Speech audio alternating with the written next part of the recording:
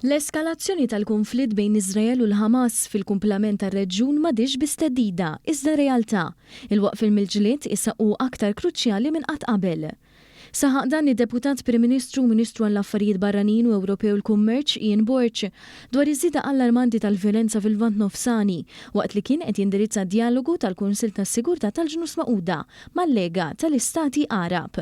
Dan seħħ bħala parti mill-ġimgħa tal-laqgħa ta' livell għoli tal-Assembleja Ġenerali tal-Ġnus Magħquda fi New York, l-Istati Uniti. Il-Ministru Borch ħeġġeġ lill-membri l-oħrajn tal-Kunsill tas-Sigurtà lill-Lega Qarbija u msieħba reġjonali oħrajn biex ikomplu jippromovu d-dialogu u tnaqqis fil-konflitti.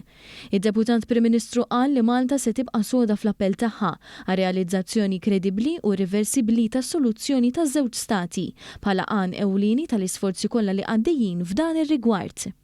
Tkellimt fuq dak li Malta ilha tadvoka għal 20 ta' snin, imma primarjament anke fl-aħħar xhur l-ewwel il-waqfien b'mod immedjat u permanenti tal-ġlied illi qegħdin naraw f'Gaza, ir-rilaxx mingħajr ebda kundizzjoni tal-ostaġġi illi għadhom maqbuda u għadhom ħajjin u fuq kollox il-ħidma lejn two-state solution.